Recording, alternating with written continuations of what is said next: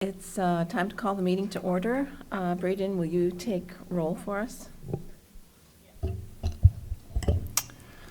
Commissioner Silvas, Here. Commissioner Diana, Here. Commissioner Freeman, Here. Commissioner Green, Commissioner Jones. Here. Thank you. We have a quorum, so we will begin. The first item on our agenda is the approval of the minutes from the previous meeting, March 22nd. You have a copy of those minutes that was provided in the packet. So is there a motion for approval of the minutes from March 22nd? I move to approve. Thank you, Patty. Bob, was that second? Second by Bob. Is there any discussion, corrections, comments? Hearing none. Can we do a voice approval? Okay. All in favor of the motion to approve the minutes of March 22nd, say aye. Aye. Opposed, same sign. The ayes have it, and the motion passes. Are there any additions to the agenda for this evening? There are no additions to the agenda. Okay, thank you, Braden. Is there public input for our meeting this evening?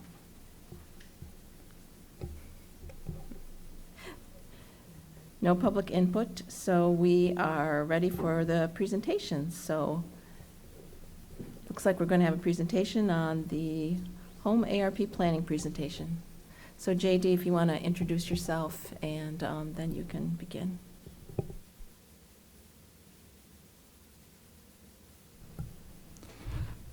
Hi, everyone. I am J.D. McClanahan. I am a planner at Champaign County Regional Planning Commission, and our department has contracted with the Home Consortium to kind of oversee the planning for this project.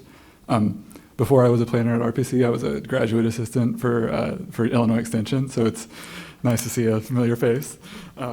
But yeah, so I'm here today to kind of present on the planning process so far for the Home ARP funding, kind of provide an introduction to what this program is, and then the work that we've done so far and kind of next steps for this funding. So just quick kind of table of contents for the presentation. Like I said, first there's going to be a brief summary of this program, then a discussion of kind of what the local process that we're working on is, some data on the qualified populations and needs for this funding, the results of kind of the consultation process that we've started so far, and then future steps for this program. So first, the program summary. So the Urbanus Home Consortium, which represents City of Champaign, City of Urbana, and Champaign County, has received $2.97 million for the Home ARP program, which this was a special kind of designated fund from the pandemic relief law that passed last year that was dedicated to HUD.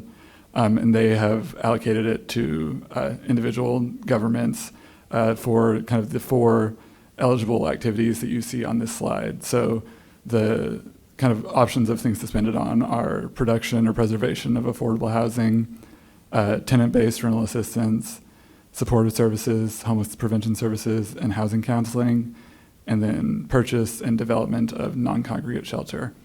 And below that, you can see the populations that are kind of qualified to be the recipients of the programming that this funding is spent on. So people who are homeless or at risk of homelessness, those who are fleeing or attempting to flee domestic violence, veterans, and then other populations where the assistance would prevent the family's homelessness or serve those with the greatest risk of housing instability.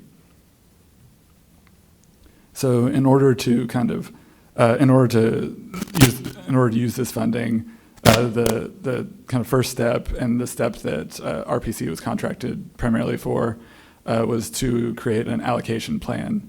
On this slide, you can see the kind of requirements for the allocation plan. So consulting with local stakeholders, service providers, other groups that work with these populations, and summarizing the results of that consultation process, engaging in public feedback and summarizing those public comments, describing the local data on the qualified populations that I meant earlier, assessing the needs of those qualifying populations in our community, assessing the gaps in housing, shelter, and services, summarizing how we want to use these funds locally based on kind of all of that information in those previous bullets, and then estimating the number of housing units that will be produced or preserved, and finally describing any preferences or priorities for the populations that will receive this funding. And this is just a kind of total work plan that we developed for our kind of RFP with the Home Consortium, but just kind of looking through the different tasks that are part of this process, and just kind of showing where we are in that process. So kind of wrapping up, getting all of the information together, and working towards kind of summarizing it, synthesizing it, and getting it into the allocation plan, so that we can kind of present that allocation plan to public officials and the general public. So the progress so far that we've made on the allocation plan, we've identified local data sources and begun to compile the data on local homelessness issues, and as well as local populations and groups that might be vulnerable to housing instability.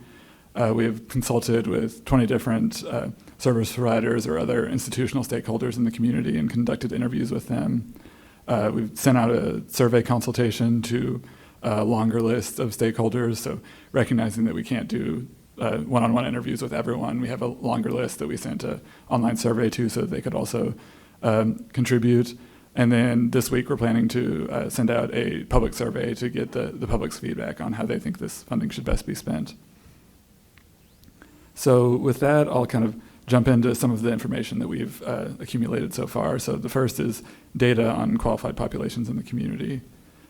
These first few slides will use the annual point-in-time count of homeless populations, and on these slides I use the 2021 point-in-time count because that was what's available. I learned today that the 2022 count was, I think, sent out to the consortium members today. So this will be updated for the actual plan. But during the 2021 point-in-time count, which is conducted every year in late January, there were 132 individuals in emergency shelter in Champaign County, 14 in transitional shelter, 2 unsheltered, totaling 148 individuals. And one note that I included here, during the consultation process that I mentioned previously, some organizations expressed concerns about kind of the federal structure for point-in-time count that they require, that because it's in late January, there are likely some individuals who would be on the street in other times that are doubled up in housing or in other conditions just because of the weather. So this is likely kind of an undercount of what the numbers that we would get in a different time of year. From this point in time count, some kind of particular populations within those numbers, there were 18 individuals with serious mental illness, 18 with substance abuse disorders, one who was HIV positive. There were 27 adult survivors of domestic violence, 4 veterans, 15 chronically homeless individuals, and 12 unaccompanied youth, which the definition for that goes up to age 24. And for that count, the housing inventory included, as you can see here, the shelter by type of shelter and by clientele, but there were 137 emergency shelter beds, 60 transitional housing beds, 24 rapid rehousing beds, and 113 permanent supportive housing beds. Going from that homelessness point in time count towards expanding out towards kind of the housing vulnerable, this is the data on this slide is from the Census Bureau's American Community Survey, and says that within kind of our home consortium population area, 4.7% of households are overcrowded, which means that there's one or more occupant per room of their house, and not per bedroom, but per total room. And within renter households, that's 9.27% of renter households are overcrowded. 32.4% of households in our home consortium area are housing cost burdened, which means that they pay more than 30% of their income toward housing. And then 20%, so a fifth of households in the home consortium area have one or more severe housing problem, which is defined as the housing that they have lacks a kitchen or complete plumbing. They have severe overcrowding, so more than 1.5 people per room, or they are severely cost burdened, which means more than half of their monthly income goes towards housing expenses. So with that kind of more quantifiable data, I wanted to transition into the consultation process that we've begun for this particular project, interviewing and reaching out to local stakeholders to learn about what they have identified as needs. So this is just a quick list of the questions that we asked stakeholders, just getting an idea of the work that their organizations do, the gaps or needs that they have identified, that they see in the work that they try to do, as well as kind of our overall approach to addressing the needs of the homeless or those at risk, particular populations that they see that they think should be prioritized for this funding, within those 4 categories that I mentioned, so affordable housing development, rental assistance, supportive services, and non-congregate shelter. We asked them for any kind of priorities or ranking that they see within those categories of what would be the most effective ways to spend the money, and then just also asking for other resources that they had, so other organizations that would be useful to reach out to and relevant data that they had that they could provide. And then this slide shows all of the organizations that we did those verbal one-on-one interviews with within the different categories that the HOMARC process asks for. So the categories are continuum of care, domestic violence service providers, homeless service providers, organizations addressing fair housing, civil rights, and the disabled, public agencies that work with these populations, public housing agencies, and veterans agencies. So within all of those, we were able to conduct interviews with organizations and institutions to get an idea of what they see as the needs locally. In addition, we also sent out an online survey to a longer group of 29 organizations that we were not able to interview, basically with the same questions as the verbal interview, and just provide them an opportunity to fill out the survey and provide input that way as well. And that survey is still open and receiving responses currently. So within all of those, within all of that consultation, these next few slides are just kind of summarizing some of the general themes that we've seen within the questions that I asked. So the question on gaps and needs, below these bullets are a few of the consistent themes that we saw. So the need for quality, affordable rental housing, people expressing that the rental housing is often either too expensive for their client base, is poorly maintained or in a low resource area, or that private landlords are unwilling to rent to voucher holders or other client populations. There was consistent feeling that it was difficult to serve those on the lifetime sexual offender registry, just because of different state and federal regulations and how funding can be spent and who can be client for those fundings. There was a feeling that there was a need to serve those at risk of homelessness before they actually get to that point of homelessness, just because similarly a lot of the federal funding kind of has specific allocated populations and can't really be spent until somebody is on the street or being put up in a hotel by an organization. So they express the need to better serve people before they get to that point. People expressed that there's been kind of an influx of funding and services due to pandemic relief funding, but a lot of those are expiring or winding down. So recognizing that they'll either have to wind down services or figure out other funding sources to maintain those. There was a consistent kind of struggle with staff capacity locally, having the staffing to provide all the services that they desired. Similarly, in the gaps and needs question, the timeline for getting people into transitional housing. So the time from people kind of reaching out and applying to actually getting them a unit was identified as an issue, and people wanted to kind of accelerate that to be able to get people into units more quickly. Emergency housing for families rather than just for individuals was identified as a particular need. And kind of building off of that, there's a need for year-round, 24/7 low-barrier shelter. So recognizing that the current shelter offerings there are gaps in who can be served and when they can be served, and the need for kind of a year-round shelter that people can go to. There was a need for better supportive services integration within emergency housing, within transitional housing. For example, getting better mental health support into emergency shelters. Also, once people are in kind of more long-term housing, continuing to provide those services to maintain stability. There was a feeling that the Move to Work program that the Housing Authority engages in is beneficial, but there are some populations for whom kind of the benchmarks for qualifying for that population are harder to comply with. So they can kind of be left behind in accessing those resources.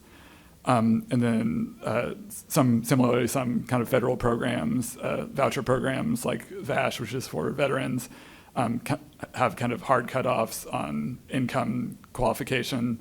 And so if somebody makes too much, they just kind of lose their voucher, and they have to be able to make up for that loss in supplemental income. So finding ways to alleviate those kind of hard cutoffs for clients. And as I mentioned before, one of the questions was focused on populations that service providers thought should kind of receive priority or be the focus of this funding. And on this slide are some of those populations. So the chronically homeless, those who kind of continually struggle with being unhoused, and similarly to what I mentioned before, being able to serve those at risk before they get to that point. So being able to provide services before people are literally homeless.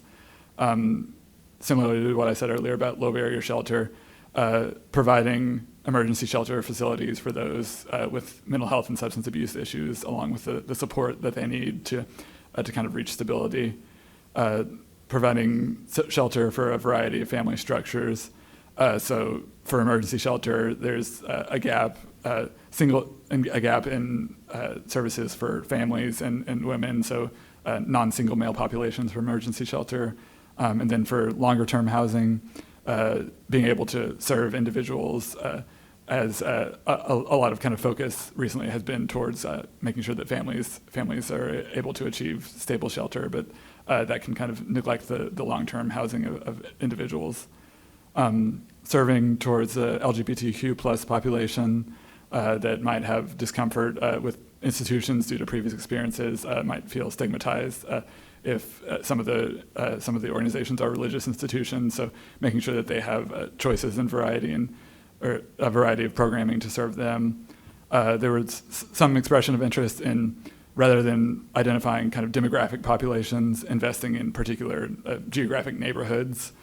For example, the North End, to kind of focus investment there. The formerly incarcerated were identified as a population that are kind of that have particular needs and are often neglected by other services, and especially those who are on the sex offender registry, who are difficult to get service to. And then also the younger disabled population, so those who are disabled but don't qualify for kind of senior housing that might fall into gaps in existing services. And then within the question of spending priorities within the kind of 4 project categories, the feeling that it was often expressed was that all 4 of those categories are great and all are needed. People definitely did have preferences, but I think across the entire spectrum, it was all 4 of the categories expressed support. There were kind of concerns for tenant-based rental assistance, so that could be vouchers or kind of down payment assistance or similar or eviction prevention funding. There were concerns about that tenant-based rental assistance, that it's kind of dependent on having quality private landlords who will kind of provide quality buildings and also take that funding. So that's kind of highly dependent on what the local rental market wants to provide. There were concerns just in terms of investing in kind of developing affordable housing, that the $2.97 million funding that we got from here might be it's significant funding, but the kind of a new development might kind of go beyond the scope of that funding. There were feelings that investing in supportive services and kind of the non-congregate emergency shelter would be most effective at kind of addressing kind of short-term immediate needs. So providing people with emergency shelter and providing them with the support for mental health, substance abuse, job counseling, et cetera, would kind of meet short-term needs. So it could be effective in that way. There were, as I mentioned previously, there were some concerns about with the emergency shelter options that have now, that some populations are underserved, and a benefit of non-congregate shelter, which would be kind of private emergency shelter, that instead of just bunk beds all in one room, it would have kind of private rooms that non-congregate shelters could serve a variety of populations, because they would each have kind of private facilities. So that could help address some of those needs for groups that are neglected by the current emergency shelter system or underserved. As I mentioned previously, stakeholders mentioned that continuous and long-term case management would be really beneficial to maintain stable housing, that sometimes their clients get a voucher, get into housing, but because of whatever issues they have going on with their life, sometimes paying their portion of the rent or paying utilities or whatever can be difficult for them. So having the resources to kind of do case management long-term after residents are in stable housing could be beneficial to make sure that they are able to stay there. And then one final point that was mentioned was that in terms of kind of funding timelines and actually kind of using the money, the tenant-based rental assistance and supportive services are things that are kind of, we can spend that money and it can be used quickly, whereas developing affordable housing or purchasing or developing facilities for non-congregate shelter, those are kind of capital investments that might take that will take a little longer to actually come to fruition. So those are kind of differing timelines that should be considered as we're kind of deciding how we want to spend this money. The last kind of consultation question that I'll talk through was the additional organizations that the consultations brought up as people who would be interested or would be useful to consult. One group that was mentioned was local foundations, reaching out to local foundations to figure out what they would be interested in funding, so that this federal money could be kind of coupled with private nonprofit money to kind of go further. Faith groups and community groups focused on vulnerable populations were consistently brought up as useful organizations to consult, and we're working right now. We've been able to reach out to these groups and are currently working on expanding our outreach to those groups. And then one kind of theme that came up was better incorporating rental housing owners and managers into these discussions was mentioned as kind of a long-term goal that should be worked on, so that we can kind of communicate with them and better articulate the needs on both ends, so that we can collaborate better. And with that, I'll move on to the public outreach planning section.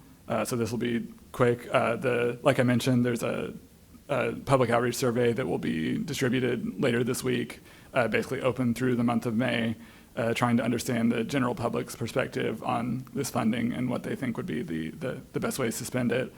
So that we'll send that out to all the service providers as well as the city governments, so that they can kind of send it out through their contact lists and distribute it, social media, all of those ways to get a better idea of how the public thinks this money should best be spent.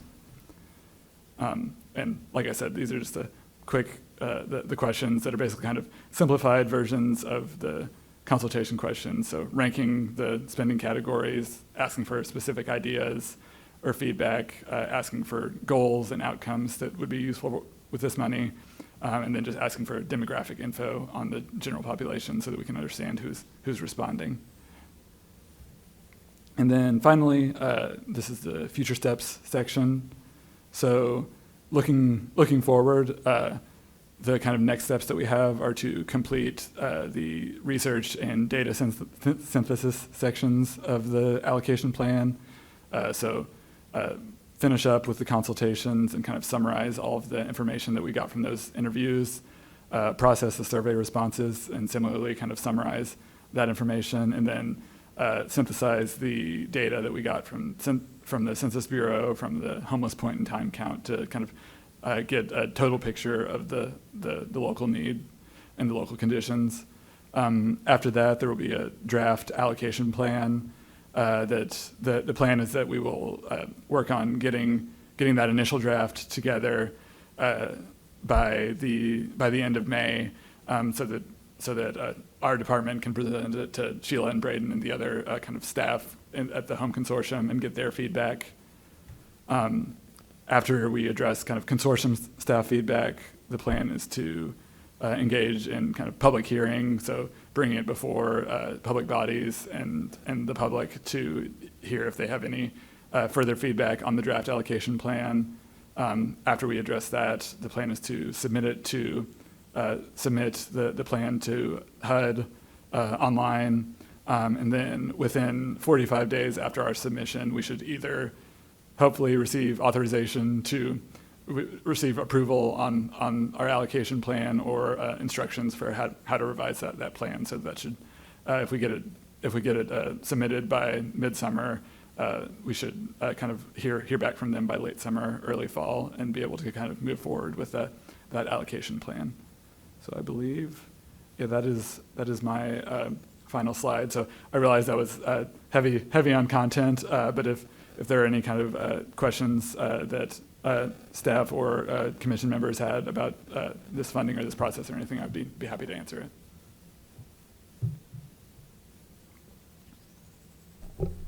Thank you, JD. You've done a lot of work, and it's really interesting to see that collection on that topic. As you were describing these options, I was thinking, what among these choices are things that we could sustain? So I see some of them are, and I know that money was designed to address shortfalls and problems that came as a result of the pandemic, but are there things that became apparent that would build something that we could sustain in the future? Yeah, I think that was a kind of common concern as we were consulting with the service providers, is when they were kind of trying to prioritize those, is thinking through. So I know one thing that was expressed was that investing in kind of getting that non-congregate shelter started. So that could be like purchasing an existing motel facility, or kind of building a similar facility where there are kind of private rooms for emergency shelter. That kind of this influx of money could be a good way to invest in that, but then we would have to find the funds to kind of continue to operate that. So yeah, I mean, I think that is I think the concern that I think as the Home Consortium is working on this, that will be kind of front of mind, is figuring out the ways that these could be invested and invested long term. I don't know that I have a clear answer on what the best way for that is, but that is definitely front of mind. I also just think, I think that's why HUD kind of designed the allocation plan this way, because they realize that any sort of project is going to require the buy-in of, every agency in the community to come together and help make it viable long term. So I think it's good that, we're engaging in this process of not just talking with the public, but also service providers in the community, really getting their input and their feedback, and letting them know that, yeah, any project will take us all coming together, to make it viable long term. I have a couple questions. One is, I noticed in your presentation, you didn't mention the issue of violence and poverty. And I'm really concerned about those two areas. And coupled with that is I didn't see the input from the school systems to deal with homelessness, young people, because they have a real good handle on actually who is homeless and not recordable. Does that make sense? And how we can serve that population because of COVID and also gun violence or violence, period. And then the other piece I didn't see, which probably come into public input, would be faith community. Give them more of a shake in the beginning process. I hope we be able to do that. But if you can talk about the gun violence and how you're going to engage the school system, Champaign, Urbana, or other school systems. Yeah, I think I think the victims of gun violence or addressing the issues of gun violence is definitely I'm sorry to interrupt. Just violence, Yeah. amen, not just, okay, yeah, okay, thank you. yeah, Okay. violence in general. I think is definitely a relevant issue. I think as we're looking to focus on kind of priority populations, that victims of domestic violence were kind of called out by HUD as one of the kind of priority populations. But I think locally, as we can identify, we have the opportunity to identify priority populations for our funding. That I think victims of violence locally could be a priority population that is identified. I don't know that. I'm trying to remember. I think the issue of violence in the community was definitely mentioned as part of the consultation process. But yeah, I think that is as we're kind of looking at engaging with the public and understanding that can definitely be highlighted as a priority group. In terms of kind of the outreach groups that you mentioned, faith communities and the school system, like I mentioned, I think the initial kind of list of groups that I interviewed tried to focus on kind of direct homelessness service providers, also recognizing kind of staffing capacity that we can engage in interviews with everyone. But I think the school system and faith groups are definitely ones that are useful. That I believe we're incorporated it to some degree in the email consultation list, but can definitely be doubled back and make sure that we do initial outreach to those groups. I would appreciate if you double back and just look. 'Cause I'm Yeah. on quite a few committees and I'm hearing they're not receiving, and I'm hearing that reverberate. So Yeah. that might be a good thing to check to make Yeah. sure that they're included, because that might be It's okay. Once we get the survey from JD, we will share it with you guys and ask that you share it out to your network to try to get that broadcast as much as we can. We'll also send it to the Ministerial Alliance and ask them the same thing if they can share it out. This plan is still in the research stages, so we're not far along at all. We're Oh, just. yeah. Oh, yeah, I get that. What I'm saying is Yeah. that And, not every. and the way that HUD kind of designed this was we have to design a plan, then we submit it to Oh, yeah. them. We don't have the money yet. Oh, I you know. got it. I got it. Yeah, The critical piece for me is always being at the table at the front Sure. end, not the middle. sure, sure. And so a lot of people feel as if they're not included and the table's already set. Yeah. And so that just, as far as buy-in, you would want to be on the front end. That's what I'm just saying. Yeah, and I appreciate think that. especially as I mentioned, starting the kind of general public outreach, that I think that'll be really helpful. I think some of the churches that are kind of part of the local consortium of care were already on our list, but we will make sure that we get a broader group of churches that don't necessarily. Or faith communities. Faith communities. That might not necessarily be a part of that group, but are That's still exactly right. important institutions in the community. Appreciate that.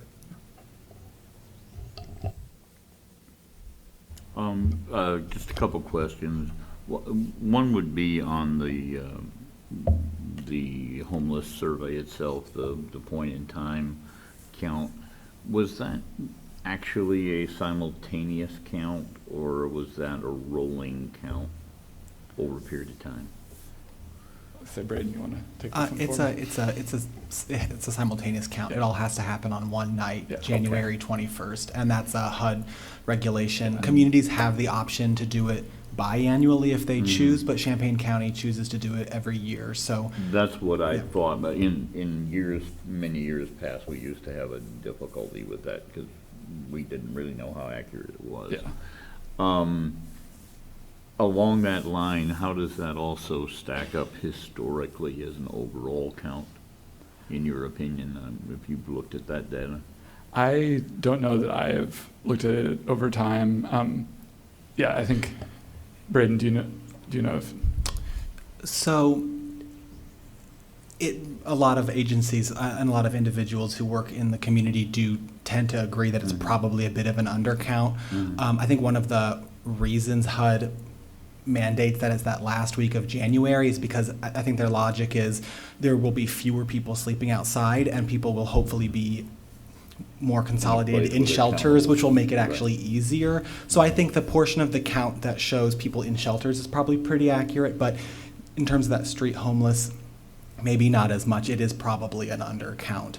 But one thing we do know is that over the past, I think, 6 years of data that we have, the numbers are pretty consistent from year to year, in terms, kind of similar to what JD showed of about 2 to 4 people, actually found on the street, and then the kind of the numbers in the shelters. So that is one thing that the numbers locally have been pretty consistent over that time period. Okay, thank you. The other thought was that in keeping with the previous comments, I do think any info that you could get from schools and faith-based groups would be good. That might also give you somewhat more of a handle on that pending homelessness, along with, to whatever extent they can or would legally, I think working with some of the lenders and property management people in the area would give you a better handle on Yeah. that upcoming too. yeah, I think, yeah. At least in terms of counts. They could release counts to you without specificity Yeah. on who the count was. Yeah, So, that is definitely useful. I appreciate that. I have a sort of different question, which is more futuristic. And I have a sense of deja vu about this. Maybe I've asked this kind of question before, but is it possible to have a public-private public-public partnership with the University of Illinois here, which has School of Social Work, Department of Urban and Regional Planning, Civil Engineering? Would it be possible to conceive of, some kind of really cool research grant where sustainable, affordable housing is built and students are constantly in there doing research on the participants who live there, and you're creating a community that is an innovative, like both a physical engineering thing and a social thing, and it's a constant like experiment. So it's sort of like a little city of the future that Champaign-Urbana is building. And so that would not be a short-term fix, but that would be sort of a long-term thing where I could imagine a number of private foundations and research grant funding wanting to use this, and it could become a sort of a nexus for integrated interdisciplinary research and service. Yeah, I don't know of any restrictions excluding that. I would think that the HUD funding here, like, this funding could not be spent on the research aspect, that it would need to be spent on service provision, but there may be opportunities for that sort of partnership. It's kind of ways to build Yeah, up so those Wanda resources. Ward at the University of Illinois is the person who's working with the chancellor, and she's in charge of community engagement writ large. Thank you.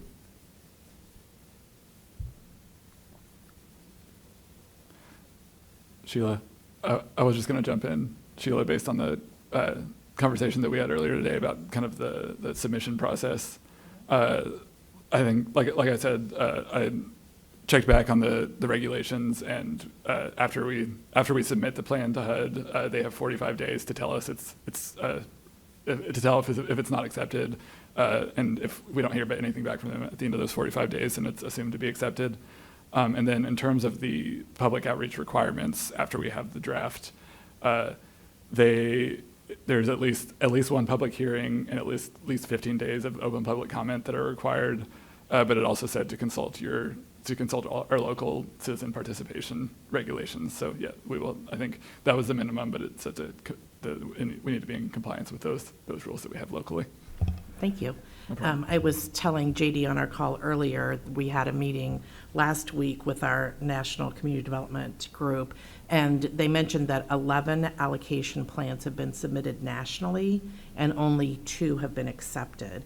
And in, the 6 weeks that we've engaged you, we keep seeing new rules and new guidance come out, which is typical HUD.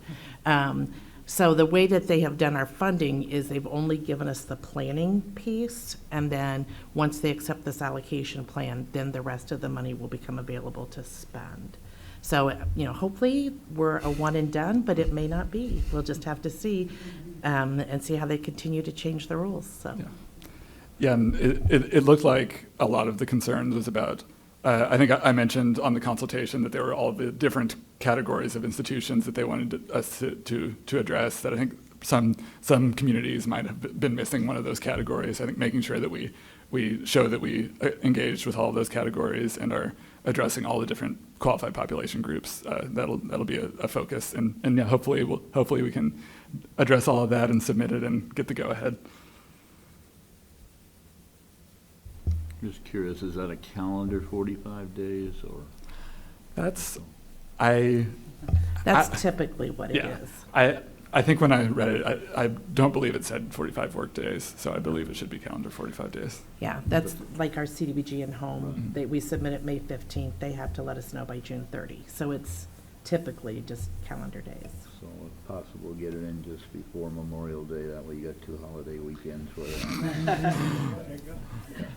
Yeah, I'm not sure we'll quite be ready yet, but we may be able to start bringing the draft plan forward in June. We'll see. Any other questions for JD? Thank you. It's Thank you great all. to have you on this, and RPC on this, on doing this work for us all. Yeah, We appreciate it. thank you. And we don't have to take any action on that. That was just report and, okay, great, thank you. So that brings us to the staff report. Yes, thank you. So the first item here, good news. Last night, City Council voted to approve our fiscal year 2022-2023 annual action plan. That's for our CDBG and home, our regular home and CDBG allocations for this upcoming fiscal year. So Sheila and I will just have a couple more things to finalize before we submit that to HUD. That's due, as she mentioned, May 15th. So that funding will start on July 1. So other grant management division activities, we're excited to to introduce our new CD staff member who's here with us tonight, Hillary Ortiz. She's been with us, I think, about a month, maybe a little bit more so far at this point. She filled the office specialist role that you might have remembered Heather Ann had previously. So she's already been a great addition to the team, and she'll be helping a lot with different aspects of program implementation and a lot of the things that we do. So we're glad to have her.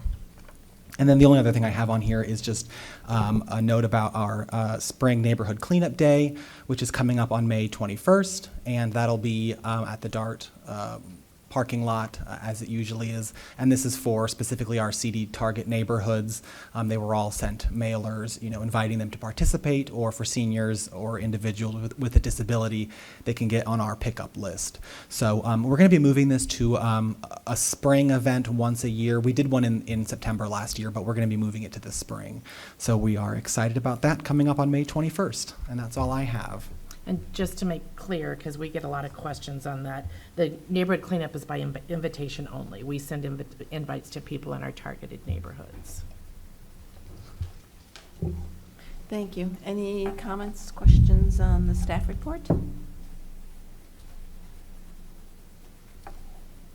Thank you.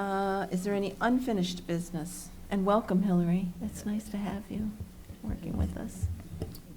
We don't have any unfinished business. No unfinished business? No unfinished business. New business. I see the youth services grant is part of new business. Yes. So we are in the process of getting our fiscal year 2022-2023 youth grant program finalized. So that application process closed 2 weeks ago, and so we'll be going through a contracting process, and then that funding cycle will begin on July 1. So just, we went through this, I think, back in February with you all, but just as a reminder, the entire pool for the youth services grant funding is $100,000. $75,000 of that is city general fund, and then the balance, that $25,000, is CDBG public service funding. And so that's where you all come in your capacity on the Community Development Commission. Your role is to submit recommendations to City Council for the expenditure of CDBG public service dollars. So that's what the memo that was included in your packet discusses. Our internal grant review committee reviewed the applications, and we are recommending that Urbana Neighborhood Connection Center receive that $25,000 allocation. They submitted applications for 2 programs, their Community Study Center and their Urbana Youth Development Program, both of which target low-income students in Urbana specifically. So we are currently funding them for our 2021-2022 cycle. We just felt that they had really strong application and were able to demonstrate, the great work that they do in the community.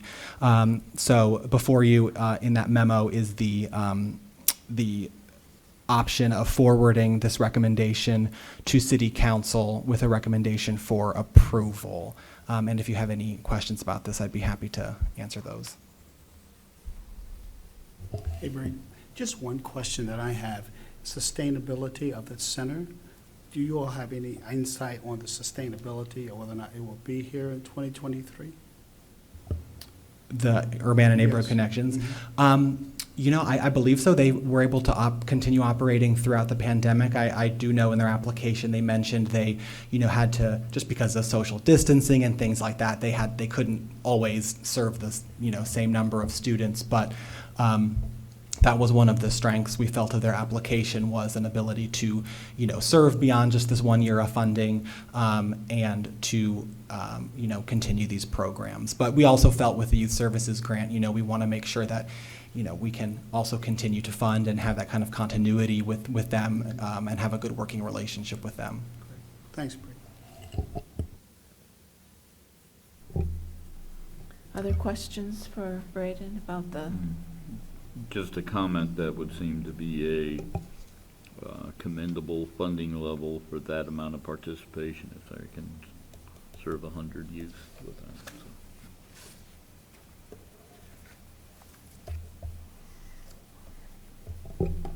so we have 3 options: to forward the proposed funding allocations with a recommendation for approval, to forward the funding allocation with with changes, and then the third option is do not recommend approval of the proposed funding allocation. So I'll entertain a motion for one of those options.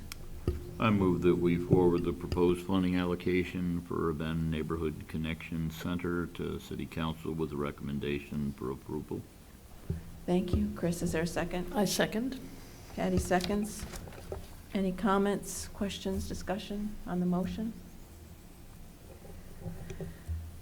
So hearing no comments, all in favor of the motion on the table, say aye.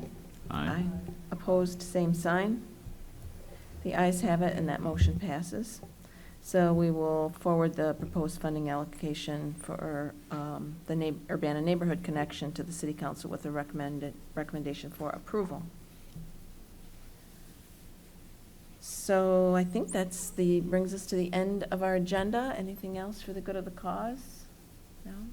Then I declare the meeting adjourned.